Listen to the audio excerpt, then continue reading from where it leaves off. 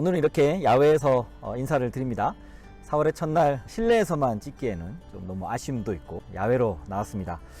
4월의 첫날은 만우절이죠. 만우절인데 거짓말을 섞인 소식들보다는 아주 진실되고 그리고 도움될 만한 정보들로 오늘 또 위클리 업데이트 준비를 했습니다. 오늘도 전해드릴 한 6가지 뉴스 내용 있습니다.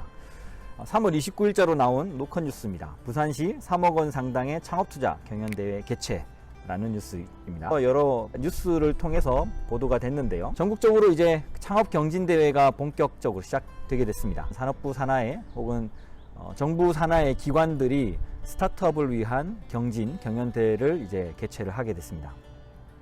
이 경진 경연대회 주 특징은 뭐 좋은 스타트업을 발굴한다라는 의미도 있는데 거기에 이제 상금도 걸고 혹은 뭐 투자 조건도 걸면서 유망한 스타트업을 이런 경진이라고 하는 경쟁의 프로세스를 통해서 선정한다라고 하는 그런 의미가 있는 것 같습니다.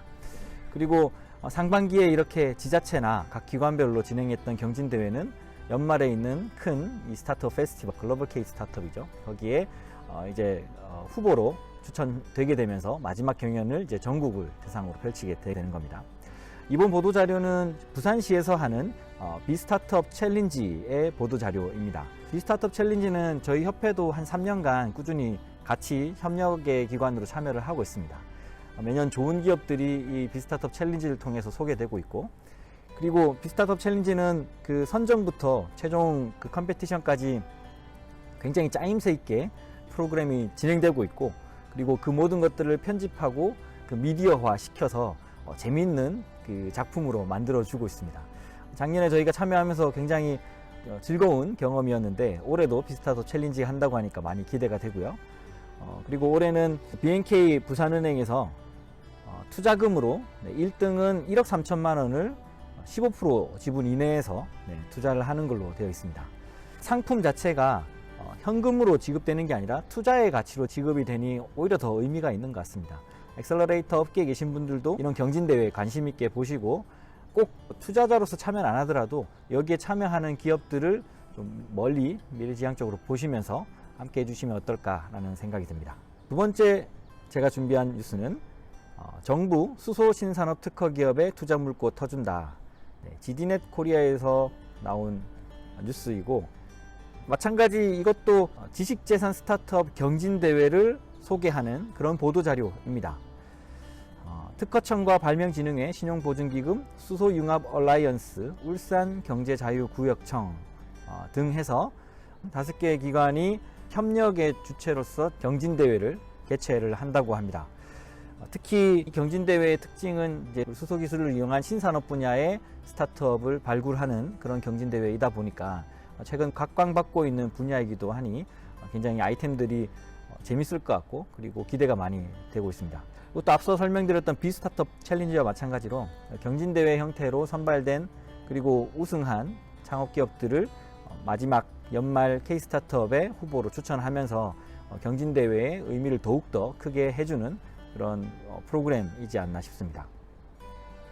수소 모빌리티 쇼와 함께 해서 투자 유치 설명회 같은 행사로 진행한다고 하니까 굉장히 재미가 있을 것 같습니다. 저도 관심 있게 보도록 하겠습니다. 세 번째 제가 준비한 소식은 매거진 한경에서 나온 이슈 리포트 같은 겁니다.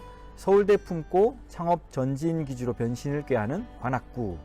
최근 서울대나 서울기술지주와 관련된 보도자료가 연일 나오고 있습니다.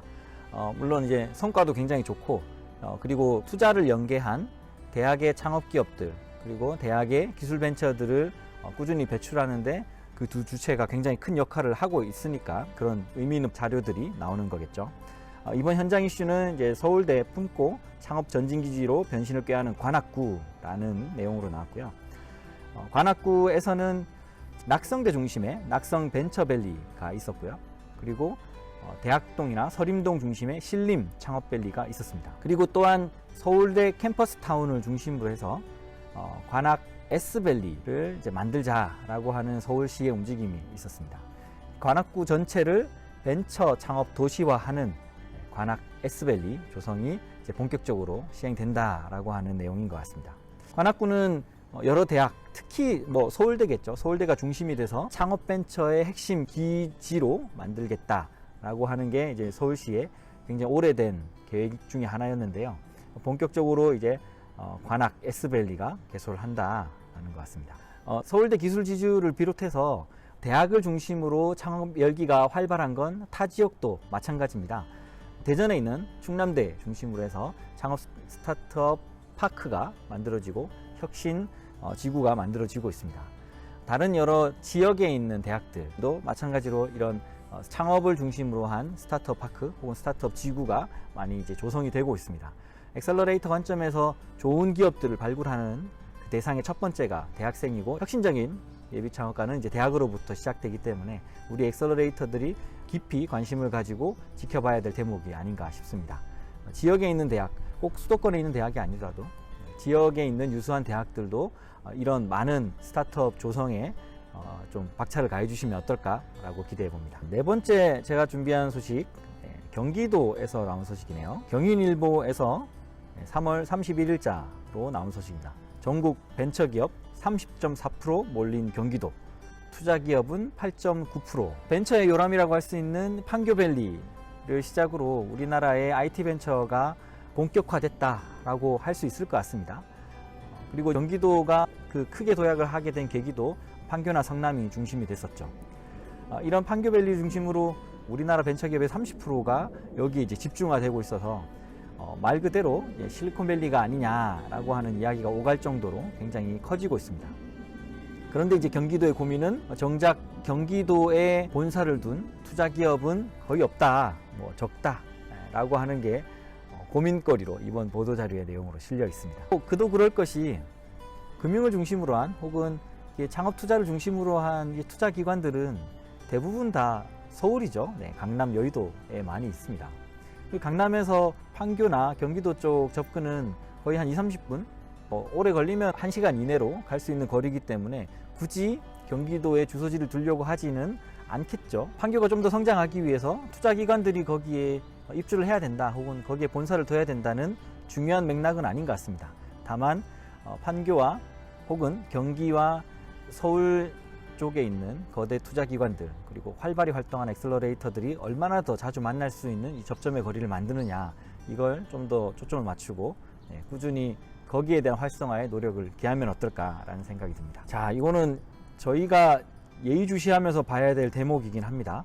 저도 오늘 뉴스를 검색을 하면서 놓쳤던 부분이기도 한데, 전자신문에서 3월 30일자로 나온 보도자료입니다. 초기 벤처 투자, 조기 상환 관행 없앤다라는 주제입니다. 중기부의 이제 벤처 투자 표준 계약에 대한 개정을 착수를 하고 있죠. 그러니까 개정이라고 하기엔 그렇고 권장하는 표준 계약서의 개정을 의미할 텐데요. 사실상 우리 그 벤처 투자 업계에서 많이 쓰고 있는 투자 조건 중에 하나가 상환 전환 우선주라는 게 있습니다. 영어로는 RCPS라고 하죠. 이 상환 전환 우선주라고 하는 투자 계약 조건에 상환권을 3년 미만 창업기업에게는 제외하도록 그렇게 권고를 하겠다라고 하는 게 중기부에서 생각하고 있는 계획인 것 같습니다. 그리고 또한 상환 이후에 상환 계약의 조건을 제외하거나 삭제하는 걸 권고하고, 그리고 지연 이자율에 대해서도 법적으로는 이제 15%라고 명시해 있는데 그걸 12% 이내로 축소하는 것까지도 표준계약서 개정을 통해서 이렇게 공표를 하겠다라고 하는 게 이제 중소벤처기업부의 계획인 것 같습니다. 그 업계에 여러 가지 의견이 있을 수 있는데요. 이게 상환전환 우선주라고 하는 게 투자계약에서 통용되는 조건이긴 하지만 아주 초기 창업기업에게는 굉장히 부담스러운 조건이기도 합니다. 물론 자금이 필요해서 투자를 받는 게 사실이긴 한데 그걸 꼭 이런 대출의 의미에서 이렇게 투자를 전제하는 게 벤처 투자를 하는 이 투자업계의 투자자로서 옳은 방향이냐라고 하는 게 계속된 좀 지적이기도 했고요. 저희도 이걸 적극적으로 활용하는 것에 창업가와 투자가의 신뢰를 만드는 데 있어 약간 좀 그 껄끄러움이 있긴 있었습니다. 근데 어쨌든 많이 통용되고 있는 건 사실이고요. 그리고 이 조건으로 굉장히 많은 투자가 실적을 만들어내고 이루어지고 있는 것도 사실입니다. 아무튼 그 3년 미만 창업기업, 아주 극초기 창업기업에게는 상환전환 우선주를 조금은 이제 보완하거나 개정해서 하겠다라고 하는 방향성에는 뭐 거기에 대한 취지는 공감합니다만 실제 어떻게 적용될지는 조금 더 업계 여러 플레이어들과 논의를 해봐야 되지 않을까 생각이 듭니다. 보도자료상에는 벤처캐피털 협회와 엑셀러레이터 협회로 협의를 하고 있다고 하는데 아직 저희와 협의된 건 없습니다. 연락 주시면 언제든 의견을 모아서 저희도 제안 한번 드리도록 하겠습니다. 마지막 소식은 파이낸셜 신문의 3월 31일 기사입니다. 문 대통령 경제 반등의 시간, 올해 ESG 경영 확산의 원년이 되어야 한다라고 문재인 대통령이 지난 48회 상공의 날 기념식에 참석해서 ESG의 중요성을 얘기한 그런 보도자료인데요. 뭐 지난 시간도 그렇고 이번 시간도 그렇고 이제 ESG를 계속 제가 언급을 하는 이유가 현재까지 ESG는 이제 상장 기업들 그리고 공개적으로 주주를 관리해야 되는 그런 기업들이 사회 경영의 차원에서 ESG를 많이 주장도 했고 그렇게 또 확산이 되고 있습니다. 물론 뭐 사회적 기업뿐만 아니라 기업이 추구하는 미래 성장 방향성에 환경과 사회를 인지해야 된다라고 하는 그런 깊은 미래 가치의 비전에 공감을 하면서 ESG가 확산되고 있는 추세라서 이걸 단순히 그냥 그들의 ESG로 해석하기보다 우리 스타트업 그리고 우리 엑셀러레이터들이 궁극적으로 추구해야 될 방향에 ESG가 녹아 있어야 되지 않냐라고 하는 개념에서 ESG를 한 번 더 언급을 해드리게 됐습니다. 환경과 사회 그리고 지배 구조를 생각하는 이 비재무적 성과 지표를 측정해서 기업의 가치를 판단하는 ESG가 초창기 우리 스타트업에게도 분명히 필요한 방향성일 거고요.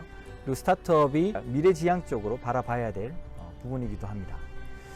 또한 극초기 스타트업을 다루는 우리에게 결국 스타트업이 이후 후속의 투자를 받게 되게끔 하기 위해서는 기업이 갖춰야 될 이런 철학이 반드시 녹아 있어야지만 후속에 들어오는 여러 투자자들이 반겨주고 훨씬 더 성공 확률 높은 투자로 이어지지 않을까라는 생각이 듭니다. 여기에 발맞춰서 협회도 ESG라는 개념의 창업 투자 ESG 연구회를 준비하고 있습니다. 뭐 제목은 아직 갇히긴 합니다만 ESG 연구회를 통해서 초기 스타트업들이 ESG를 어떻게 바라봐야 되고 우리 엑셀러레이터는 ESG의 기준으로 어떻게 스타트업의 가치를 평가해야 되는지 그리고 ESG를 기반해서 성장하기 위한 성장 지표들 KPI는 어떻게 측정을 해야 되는지 등등의 연구할 수 있는 연구회를 준비하고 있고요.